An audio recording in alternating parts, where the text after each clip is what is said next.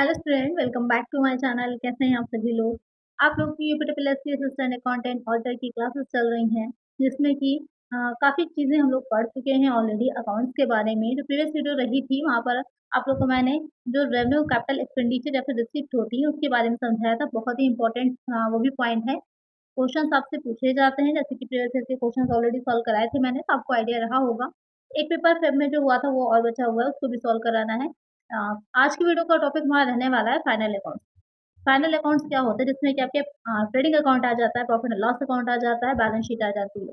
क्या है, क्या उसका फॉर्मेट रहता है, किस तरह के क्वेश्चन पूछे जाते हैं, सारी चीजें आज की वीडियो में हम डिस्कस करेंगे। तो आइए शुरू करते हैं, लेकिन शुरू करने से पहले चैनल को सब्सक्राइब जरूर से कर दीजिएगा। और एक नई वैकेंसी भी आई है जिस पर वीडियो मैंने अपलोड करी है, जो आप लोग की एयरपोर्ट अथॉरिटी ऑफ इंडिया में निकली है। क्या पोस्ट है, क्या रिक्वायरमेंट है, सारी चीज़ों को मैंने वीडियो में बताया है, तो ज़रूर से देख लीजिएगा इस वीडियो को। और जो भी रिक्वायरमेंट्स होंगी, जो डॉक्यूमेंट होंगे, उसके अकॉर्डिंग आप लोग प्रिपेयर करिएगा। तो जिससे कि ज़्यादा से ज़्यादा आप लोग ऑप्शंस अपने लिए बनाइए अपनी तैयारी के लिए। यूपी ट्रिपल एससी में और भी वैकेंसीज जैसे जैसे आती जा रही हैं, जैसे कि आप देख रहे होंगे काफ़ी वैकेंसीज नई निकल रही हैं। तो अपनी एलिजिबिलिटी के अकॉर्डिंग उसमें भी आप लोग अप्लाई करिएगा, जिससे कि तैयारी आपकी ऑलरेडी है तो उसी तैयारी को आप यूटिलाइज कर सकें। तो आइए शुरू करते हैं यहाँ पर। फाइनल अकाउंट्स में सबसे पहले होता क्या है ये समझ लीजिए कि final accounts give an idea about the profitability and financial positions of the business to its management, owners and other interested party. अंतिम खाते क्या करते हैं, किसी बिजनेस के मैनेजमेंट, मालिकों और दूसरे इंटरेस्टेड पार्टियों को उसकी लाभदायकता और वित्तीय स्थिति के बारे में जानकारी देते हैं।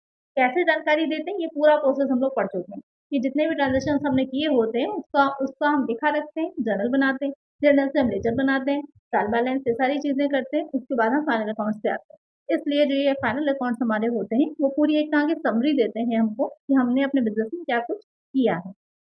और वो किस पार्टीज के लिए इंपॉर्टेंट होते हैं, कि यहाँ पर जो मैनेजमेंट है जो कि संभाल रहा होगा बिजनेस को, जो ओनर्स होते हैं, या फिर जो दूसरी इंटरेस्टेड जैसे कि बैंक है या जिन लोगों ने लोन दिया है वो लोग इंटरेस्टेड होते हैं।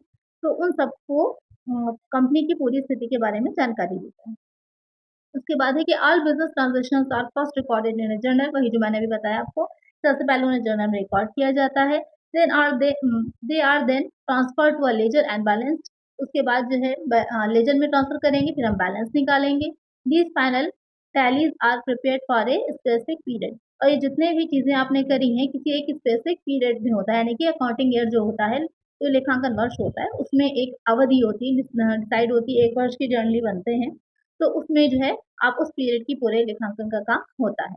The preparation of A final accounting is the last stage of the accounting cycle. और फाइनल अकाउंट्स को प्रिपेयर करना लास्ट स्टेज होती है अकाउंटिंग साइकिल की, लेखांकन चक्र की, ये ध्यान में रखिएगा। तो अकाउंटिंग साइकिल और अकाउंटिंग स्टेप्स जो होती है दोनों के बीच में डिफरेंस मैंने आपको समझाया था। तो प्रीवियस वीडियो अगर नहीं देखी तो वहां पर जाके देखिएगा, सारी चीजें आपको क्लियर हो जाएंगी। तो जो भी स्टूडेंट नया है वो आप लोग जो क्लास 1 है वहां से अभी तक सारी वीडियोस जो मैंने अपलोड करी उन्हें देखिएगा, तभी आपको स्टेप बाय स्टेप सब कुछ समझ में आएगा।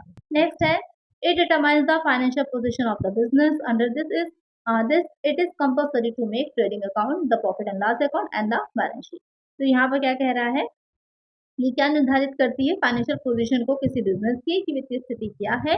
Under this is compulsory to, इसके अंतर्गत हम क्या क्या चीजें बनाते हैं, ट्रेडिंग अकाउंट बनाते हैं यानी कि व्यापारिक खाता। फिर आ जाता है profit and loss account, PNL जिसे कहते हैं, लाभ एवं हानि खाता। बैलेंस शीट यानी कि आर्थिक चिट्ठा, उसको हम बनाते हैं। तो मेनली 3 अकाउंट बनते हैं। और अगर कोई कंपनी ऐसी जो बिजनेस नहीं कर रही है, मैन्युफैक्चरिंग का काम कर रही है, यानी कि वहां पर कुछ बनाया जाता है, प्रोडक्ट को बनाया जाता है, तो मैन्युफैक्चरिंग अकाउंट तैयार किया जाएगा। तो क्या बनाएगी, वो मैन्युफैक्चरिंग अकाउंट तैयार करती है। सेम एज ट्रेडिंग अकाउंट की तरह ही होता है वो। सारी डायरेक्ट एक्सपेंसेस उसमें दिखाए जाते हैं, सेल दिखाई जाती है, उससे ग्रॉस प्रॉफिट निकलता है, फिर उससे हम प्रॉफिट एंड लॉस को बनाते हैं। उसके बाद अब आ जाता है कि जो फाइनल अकाउंट टर्म है इसमें क्या क्या चीजें आएंगी, तो वही trading account, profit and loss और बैलेंस शीट, ये 3 चीजें आ जाती हैं। सबसे पहले इसमें हम समझते हैं ट्रेडिंग अकाउंट के बारे में। ये ट्रेडिंग अकाउंट क्या होता है, so a trading account shows the result of the buying and selling of goods. This sheet is prepared to demonstrate the difference between selling price and cost price. The trading account is prepared to show the trading result of the business, gross profit earned or gross loss sustained by the business. It records the direct expenses of a business. तो क्या होती है, एक व्यापारिक खाता जो होता है जैसे कि भी मैंने बताया था कि जो बिज़नेस कर रहा है यानी कि क्रय विक्रय का काम हो रहा है। व्यापार में अगर आप क्रय विक्रय कर रहे हैं, वस्तुओं को खरीद रहे हैं और बेचने का काम कर रहे हैं, तो वहाँ पर जो बनता है ट्रेडिंग अकाउंट बनता है। तो जो भी चीज़ें आपने आप बनाई थी, जो भी प्रोडक्ट था आपका, आपने उसको सेल किया, वस्तुओं को बेचना और उसकी लागत कीमत कितना डिफ़रेंस आया है, ओके, एक साइड में जैसे कि अभी आपको फॉर्मेट में दिखाऊँगी, तो डेबिट साइड जो होता है वहाँ पर जितने भी इसको बनाने के एक्सपेंसेस आए होते हैं, वो एक्सपेंसेस दिखाए जाते हैं, मटेरियल है, लेबर है, ये सारी चीज़ें हैं और इधर आपकी सेल जो हुई है और साथ में अगर कोई क्लोजिंग स्टॉक है वो दिखाया जाएगा, उसके बाद ग्रॉस प्रॉफिट निकल कर के आएगा। ग्रॉस प्रॉफिट आपका यहाँ पर आएगा और लॉस होगा तो इस तरफ आएगा। तो इस तरह से कि वस्तु को बनाने में कितनी लागत आई है, कॉस्ट क्या आई है और आपने जिसको बेचा है, उसको सेल किया है, कितने पर किया है और अभी कितना स्टॉक आपके पास बचा है। वो सारी चीज़ें हमको किससे पता चलती हैं? ट्रेडिंग अकाउंट से पता चलती हैं। और ये जो प्रिपेयर किया जाता है तो शो द ट्रेडिंग रिजल्ट, व्यापार का क्या परिणाम रहा है उसको बताएगा, जिससे कि हमको ग्रॉस प्रॉफिट यानी कि हम शुद्ध लाभ या फिर शुद्ध हानि तक पहुंच सकें। इट रिकॉर्ड्स द डायरेक्ट, अब यहाँ पर एक चीज सबसे इंपॉर्टेंट है, ये ध्यान में रखिएगा कि ये डायरेक्ट एक्सपेंस यानी कि किसी भी प्रोडक्ट को, जैसे कि प्रीवियस वीडियो में मैंने आपको बताया था पेन के बारे में, एक एग्जाम्पल पेन का लेकर के समझाया था। ये पेन को बनाने में डायरेक्टली जो चीजें इन्वॉल्व होती हैं यानी कि जो डायरेक्ट इसमें एक्सपेंसेस आए, इसमें डायरेक्ट जो मटेरियल लगा, जो डायरेक्ट लेबर लगा, उसको हम दिखाएंगे कहाँ? ट्रेडिंग अकाउंट में। अब इसके बाद इसमें जो हमने एडवर्टाइज किया उसको बेचने के लिए, तो वो उसका डायरेक्ट एक्सपेंस नहीं है, वो इनडायरेक्ट है। उसको हम कहाँ दिखाएंगे? उसे हम प्रॉफिट एंड लॉस अकाउंट में दिखाएंगे। तो डायरेक्ट होगा वो हम दिखाएंगे ट्रेडिंग अकाउंट में।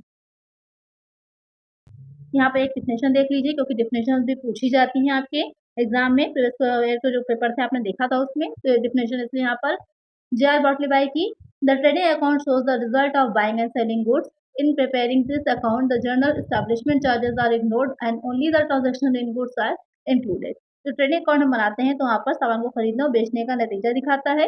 इस अकाउंट को तैयार करते समय सामान एस्टैब्लिशमेंट खर्चों को नजरअंदाज कर दिया जाता है, केवल सामान के ट्रांजेक्शन को ही शामिल किया जाता है। अब देख लेते हैं कि इसका फॉर्मेट कैसा होता है। ये फॉर्मेट हो जाएगा ट्रेडिंग अकाउंट का, आप देख सकते हैं इसमें क्या-क्या चीज़ें दिखाई जाती हैं। ओपनिंग स्टॉक दिखाया जाएगा, परचेज़ जो भी आपने रॉ मटेरियल परचेज़ किया, अगर कुछ रिटर्न कर दिया तो लेस कर दीजिए, यहाँ पर हम नेट परचेज़ दिखाएँगे। उसके बाद एक्सपेंसेस आ जाते हैं, जो कैरेज इनवर्ड यानी कि जो भी रॉ मटेरियल है उसको लाने तक का जो भाड़ा या किराया दिया जाता है उसको कहते हैं। इनवर्ड दिखाया जाएगा, आउटवर्ड को हम प्रॉफिट एंड लॉस अकाउंट में दिखाते हैं। फ्राइट है, ऑफरेज है, ड्यूज़ है, एक्साइज़ ड्यूटी है, रॉयल्टी है, ये सारी चीज़ें यहाँ पे क्या हो जाती हैं? एक्सपेंस हो जाते हैं डायरेक्ट, और जो दिखाए जाएँगे आपको ट्रेडिंग में। उसके बाद यहाँ पर सेल दिखाएँगे, अगर रिटर्न कुछ आया है तो लेस करिए, यहाँ पर नेट सेल दिखाएँगे। क्लोजिंग स्टॉक जो होता है वो यहाँ पर आ जाएगा, फिर बाय ग्रॉस लॉस। अगर आपका डेबिट साइड बड़ा है, क्रेडिट छोटा है, यानी कि बनाने की लागत ज़्यादा आ रही है, आपने बेचा कम में, तो लॉस निकल कर के आएगा। लेकिन अगर आपकी सेल्स ज़्यादा है और लागत कम आई है, तो वहाँ पर हमारा प्रॉफिट निकलेगा। तो इस तरह से हमारा ट्रेडिंग अकाउंट प्रिपेयर होता है। यहाँ पर इम्पोर्टेंट क्या है, इसमें आपसे ट्रेडिंग अकाउंट बनाने को तो नहीं कहेगा, यहाँ पर आपसे ये इम्पोर्टेंट चीज़ें हैं, जैसे इसके बारे में पूछ सकता है, इसके बारे में पूछ सकता है और ये कहेगा कि इसको हम कहाँ दिखाते हैं। उसके बाद आ जाता है प्रॉफिट एंड लॉस अकाउंट। क्या होता है? बहुत ही सिंपल सी चीज़ें हैं, आप लोग को अब समझ में आ ही गया होगा कि profit and loss account statement is a financial statement that summarise the revenue, cost and expenses incurred during a specific period, usually a fiscal quarter of year. तो यहाँ पर क्या होगा कि लाभ-हानि खाता क्या है? एक विशेष समय के लिए आमतौर पर किसी फाइनेंशियल तिमाही या साल के दौरान हुई आय, लागत और खर्चों का सारांश होता है। लाभ-हानि खाता आय विवरण का ही दूसरा नाम। ये क्वेश्चन डायरेक्टली यहाँ पर पूछ सकता है कि प्रॉफिट एंड लॉस अकाउंट को और क्या बोलते हैं? तो इनकम स्टेटमेंट भी बोलते हैं। ये रिकॉर्ड किसी कंपनी की इनकम बढ़ाकर, लागत कम करके दोनों तरफ से प्रॉफिट कमाने की क्षमता के बारे में बताता है। The statement is synonymous with the income statement. This record provides information about a company's ability or inability to generate profit by increasing revenue, reducing cost या फिर बोथ। यानी कि ये क्या बताता है कि कंपनी की क्षमता, कि कंपनी के साथ अपने जो एक्सपेंसेस उनको कम कर सकती है, अपने रेवेन्यू को बढ़ा सकती है और ज़्यादा से ज़्यादा प्रॉफिट को जनरेट कर सकती है। Some refer to the profit and loss statement as a statement of profit and loss, income statement, statement of operations, statement of financial result as income। यानी कि इन और नामों से भी जाना जाता है, तो इसको भी दूसरे ध्यान में रखिएगा। एग्जाम में डायरेक्ट ये दे रखे होंगे, आपसे कहेगा प्रॉफिट एंड लॉस अकाउंट को और किस नाम से आप जानते हैं, इसमें से कोई भी दे रखा होगा, आपको वही टिक करना है। अर्निंग स्टेटमेंट और एक्सपेंस स्टेटमेंट भी कहते हैं। उसके बाद यहाँ पर एक बहुत इंपॉर्टेंट चीज़ है जहाँ पर अक्सर कंफ्यूजन हो जाती है कि difference between profit and loss appropriation account. आपने दोनों के बारे में पढ़ा होगा। तो यहाँ पर जो profit and loss appropriation account है is an extension of the profit and loss account itself. यानी कि जो profit and loss appropriation account बनता है ये पी&एल का ही एक्सटेंशन होता है। However there is a fundamental difference between profit and loss appropriation account. इसको बनाने के बीच में एक मौलिक अंतर होता है। मेनली जो आप ये अप्रोप्रिएशन अकाउंट होता है वो बनाया जाता है जब आप पार्टनरशिप पढ़ रहे होंगे, साझेदारी जब पढ़ते हैं, तो पार्टनरशिप जो है उससे क्वेश्चन्स आपके पूछे गए थे। तो उसको मैं आप लोग को उसके बारे में भी पढ़ाऊँगी क्योंकि सिलेबस में नहीं था डायरेक्टली लेकिन पूछा गया था, क्वेश्चन्स आए थे। तो यहाँ पर पार्टनरशिप भी मैं आप लोग को पढ़ाऊँगी, वहाँ पे आप लोग देखेंगे कि ये अप्रोप्रिएशन अकाउंट बनाया जाता है और प्रॉफिट एंड लॉस अकाउंट जो होता है जनरली वैसे बनता है। फिर आ जाता है इसका फॉर्मेट कि किस तरह से इसको हम बनाते हैं, उसमें क्या-क्या चीज़ें होती हैं।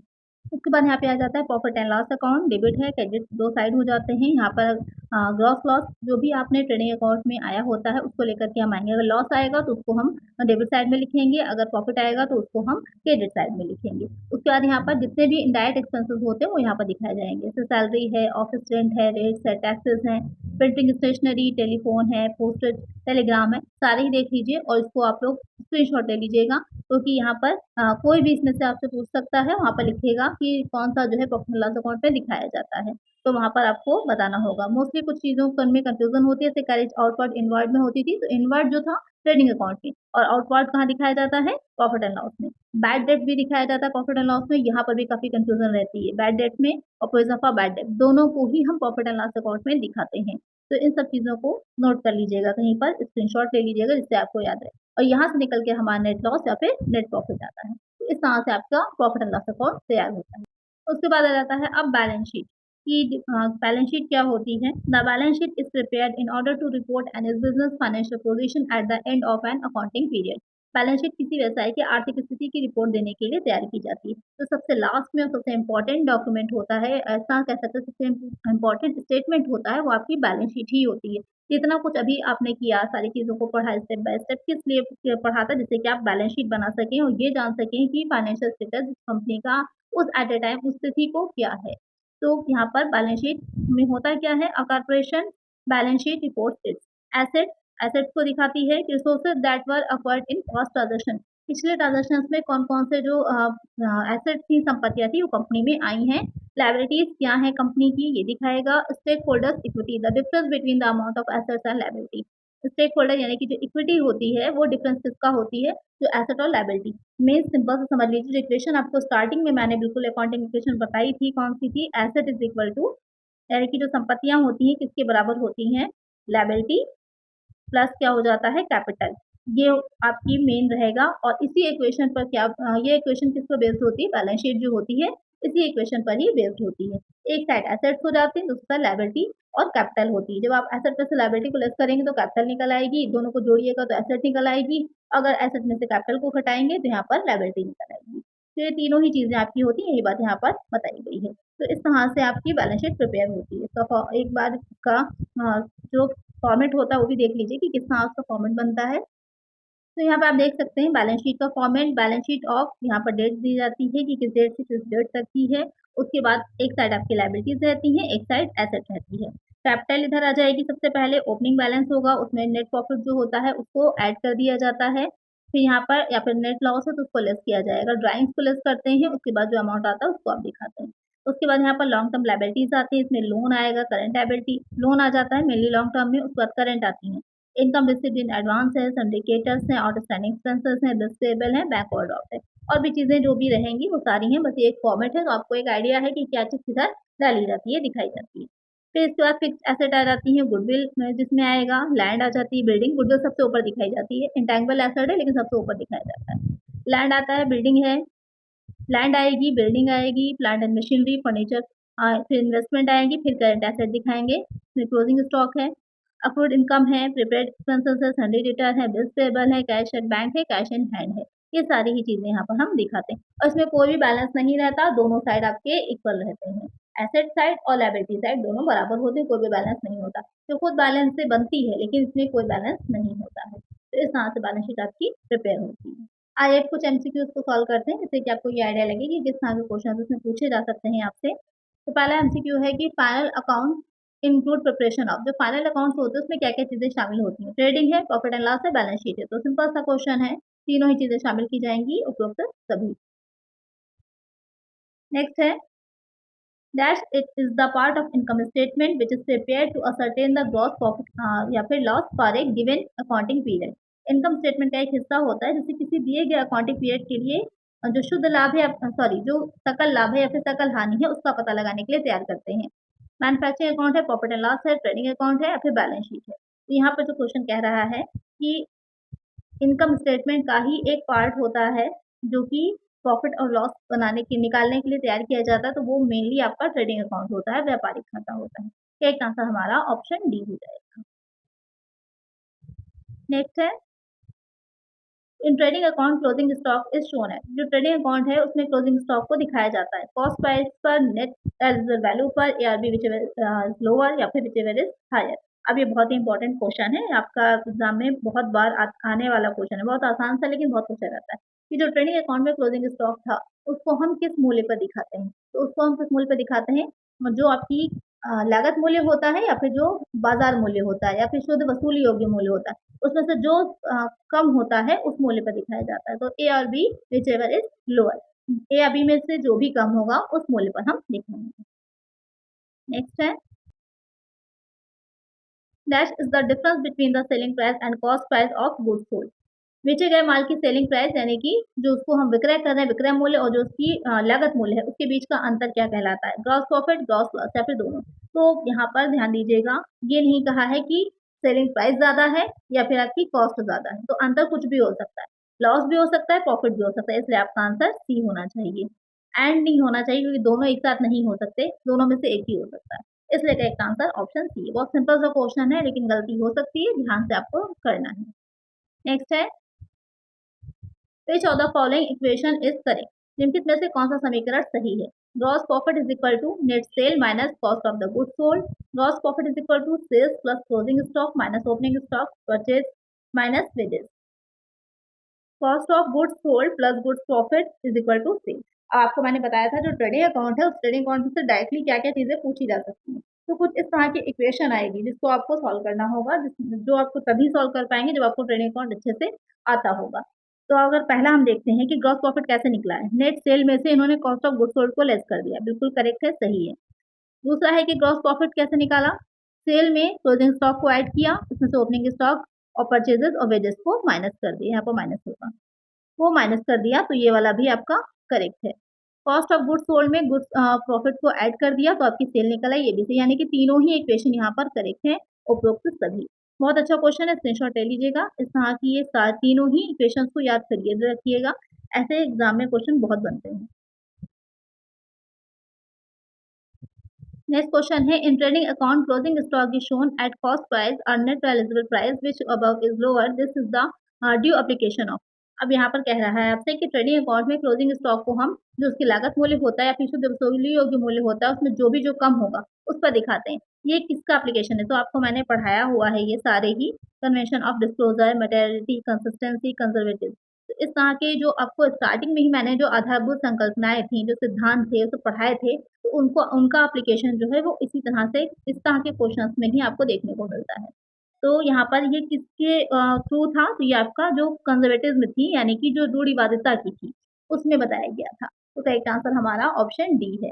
तो अब समझ में आपके आया होगा कि एक स्टेप बाय स्टेप हर चीज़ों को फॉलो करके पढ़ना क्यों ज़रूरी होता है। अगर आपने वो नहीं पढ़ा होगा तो आपको ये समझ में नहीं आएगा, क्योंकि पहले तो आपको ट्रेडिंग अकाउंट ही नहीं पता, दूसरी बात आपको यही नहीं पता कि किसके उस पर बन रहा है, समीकरण कहाँ से लिए गए हैं, तो आप नहीं सॉल्व कर पाएंगे। इसलिए जो अकाउंट्स है, जो कॉमर्स है, उसको एक स्टेप बाय स्टेप समझिएगा, तभी आप आगे इसको सॉल्व कर पाएंगे। चलिए नेक्स्ट है ग्रॉस प्रॉफिट या फिर gross loss of revealed by trading account is transfer to. Trading account द्वारा दिखाया गया जो ग्रॉस प्रॉफिट होता है या फिर ग्रॉस लॉस होता है उसको हम कहाँ ट्रांसफर करते हैं, बैलेंस शीट में, प्रॉफिट एंड लॉस में, मैन्युफैक्चरिंग में, profit and loss appropriation account में। तो कहाँ ट्रांसफर करते हैं, प्रॉफिट एंड लॉस में, जिससे हम निकालते हैं नेट प्रॉफिट या फिर नेट लॉस। नेक्स्ट क्वेश्चन है द नेट प्रॉफिट और लॉस इज ट्रांसफर टू। जो नेट प्रॉफिट या लॉस होता है वो कहाँ ट्रांसफर किया जाता है, ड्राइंग अकाउंट में, कैपिटल में, सस्टेंस में, इनमें से कोई नहीं। तो अभी आपको मैंने बताया था बैलेंस शीट जब आपको दिखाई थी तो उस बैलेंस शीट में जो कैपिटल थी उस कैपिटल में हम जो नेट प्रॉफिट या फिर लॉस होता है, प्रॉफिट होता है तो ऐड करते हैं, लॉस होता है तो लेस करते हैं। तो यहाँ पर कैपिटल अकाउंट में, तो एक आंसर हमारा ऑप्शन बी है। नेक्स्ट है, which of the following business entity will not prepare trading account? निम्नलिखित में से कौन सी व्यवसाय की इकाइयां ट्रेडिंग अकाउंट तैयार नहीं करती? Banking companies, insurance companies, investment companies या फिर ये सभी? तो इस क्वेश्चन का आंसर आप लोग कमेंट सेक्शन में बताइएगा कि ऐसी कौन सी कंपनियां हैं जो नहीं प्रिपेयर करती हैं ट्रेडिंग अकाउंट। इसमें से कौन सी कंपनियां हैं, जल्दी से इसका आंसर कमेंट करिएगा। चलिए नेक्स्ट क्वेश्चन है, the total of two sides of the balance sheet must agree because of the following equation. Balance sheet के दोनों पक्षों का कुल योग निम्नलिखित समीकरण के कारण मेल खाना चाहिए। एसेट लायबिलिटीज माइनस कैपिटल, यहाँ पर एसेट इज इक्वल टू होगा asset is equal to liabilities minus capital, asset is equal to liabilities plus capital, asset is equal to fix asset plus current asset या फिर all of that. तो यहाँ पर ध्यान से देखिएगा, पहले में कह रहा है कि अगर हम लेस कर देंगे तो एसेट इक्वल नहीं होगा, यहाँ पर प्लस का साइन होना चाहिए था, गलत हो जाएगा। दूसरे वाले में प्लस किया हुआ है, बस यही वाला करेक्ट है, तो इसका आंसर हमारा ऑप्शन बी हो जाएगा। थर्ड वाले में फिक्स एसेट करंट एसेट तो दे दी लेकिन कैपिटल नहीं दिखा, इसलिए भी गलत हो जाएगा। तो आज के वीडियो में हमने फाइनल अकाउंट्स के बारे में पढ़ा कि फाइनल अकाउंट्स क्या होते हैं, कौन कौन से चीज़ें इसमें शामिल की जाती हैं, किस टाइम को प्रिपेयर किया जाता है, इनसे रिलेटेड के सारे क्वेश्चन आपके एग्जाम में पूछे जाएंगे। तो आज ही हमारा ये वाला टॉपिक जो होता है वो कंप्लीट हो जाता है। तो इसी तरह से बाकी जितने भी टॉपिक्स हैं सबकी ही वीडियो आपके आएंगी। नेक्स्ट टॉपिक जो हमारा रहेगा वो आरटीजीएस रहेगा। ये आरटीजीएस के बारे में हम पढ़ेंगे, एक अच्छा टॉपिक है, यहाँ से क्वेश्चन आपके पूछे जाते हैं। तो आज की वीडियो में इतना ही। नेक्स्ट वीडियो के लिए इस तरह की वीडियोस आपको मिलती रहे, इसके लिए चैनल को सब्सक्राइब जरूर से कर लीजिएगा और अगर वीडियो अच्छी लगी हो तो लाइक भी करिएगा। आज की वीडियो में इतना ही, मिलते हैं नेक्स्ट वीडियो में। Thank you.